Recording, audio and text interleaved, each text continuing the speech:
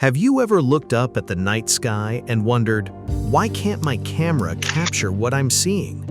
Most beginners point their camera at the stars and end up with darkness, blur, or noisy images.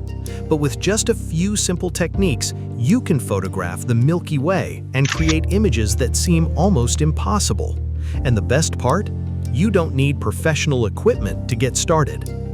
By the end of this video, you'll know the gear you actually need, the settings professionals use, how to focus in complete darkness, and the biggest mistake that ruins most astrophotos. Let's turn the night sky into your next masterpiece.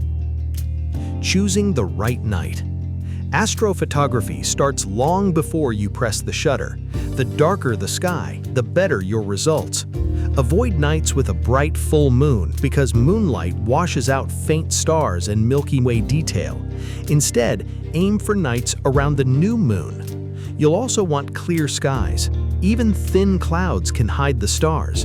And if possible, travel away from city lights. Light pollution is one of the biggest obstacles beginners face. The difference between suburban skies and truly dark locations can be dramatic. The gear you need. Here's the good news. You don't need thousands of dollars worth of equipment. To get started, you'll need a camera with manual controls, a sturdy tripod, a wide-angle lens, and ideally, a remote shutter release. A wide lens lets you capture more of the night sky. Lenses with wider apertures, such as f2.8 or wider, allow more light to reach your sensor. But don't worry if your lens isn't perfect. Great astrophotographs have been captured using surprisingly modest equipment.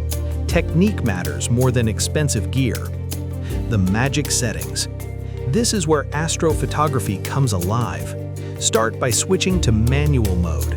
Set your aperture as wide as your lens allows. Then adjust your shutter speed.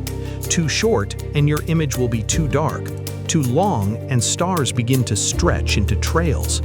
A useful guideline is the 500 rule. Take 500 and divide it by your lens's focal length.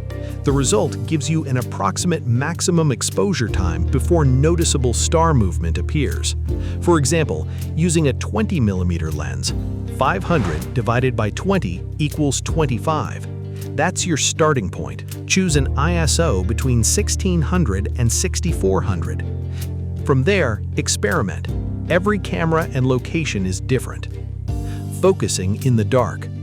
One of the most frustrating parts of astrophotography is getting sharp focus. Autofocus usually struggles in darkness. Instead, switch to manual focus. Use live view. Zoom in to the brightest star you can find. Then slowly adjust focus until the star becomes its smallest, sharpest point. Take a test shot and review it carefully. Tiny focus adjustments can make a huge difference. Add a foreground. A sky full of stars is beautiful, but a compelling astrophotograph tells a story. Adding a foreground creates depth and scale. It gives viewers something familiar to connect with. Try including a lone tree, mountain peaks, interesting rock formations, or even a silhouette of a person. Suddenly, your image becomes more than stars. It becomes an experience. The biggest beginner mistake. The biggest mistake beginners make? Giving up after their first attempt. Astrophotography has a learning curve. You'll battle focus issues, noise, unexpected clouds, and settings that don't work. But every failed attempt teaches you something valuable. The photographers creating stunning Milky Way images didn't get there overnight. They simply kept showing up beneath the stars. The next time you step outside beneath a dark sky, remember this. Choose the right night. Use simple manual settings.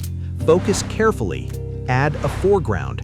And most importantly, keep practicing. Because the night sky has been inspiring photographers for generations. Now it's your turn to capture it.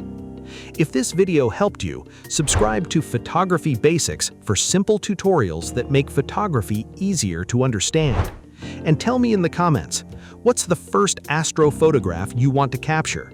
The Milky Way, star trails, or perhaps the moon itself? I'd love to hear your answer.